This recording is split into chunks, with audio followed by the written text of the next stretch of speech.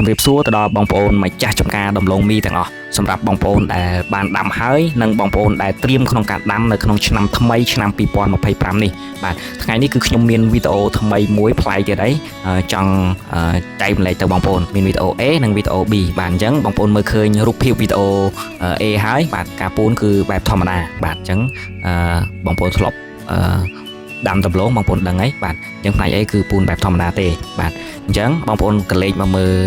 ផ្នែក B វិញបាទអញ្ចឹងការពូនផ្នែក B នេះគាត់មានការអូសនៅចង្វាក់បាទដាក់ពីក្រោយបាទអញ្ចឹងក៏មើលទៅធ្វើឲ្យរោងរបស់គាត់ហ្នឹងគឺស្រស់ស្អាតដែរបាទអញ្ចឹងមានវីដេអូ2ហ្នឹងគឺវីដេអូ A ហើយនិងវីដេអូ B ហើយក៏ចង់សួរទៅបងប្អូនថាតើ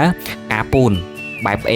ល្អជាងឬក៏ការពូនបែប B ល្អជាងបាទហេតុអីបានជាបងប្អូនជ្រើសរើស A ហើយហេតុអីបានបងប្អូនជ្រើសរើស B បងប្អូនជួយចែកម្លែកម្នាក់មួយមកសម្រាប់បងប្អូនម្ចាស់ចំការដំឡូងមីដើម្បីឲ្យបងប្អូនយើងត្រៀមបាទបងប្អូនដែលមិនទាន់ដាំក៏ត្រៀមខ្លួនក្នុងការដាំបាទដោយពូនរងបានត្រឹមត្រូវបាទអញ្ចឹងបងប្អូនជួយចែកម្លែកម្នាក់មួយមកបាទសូមអរគុណហើយសូមជម្រាបលា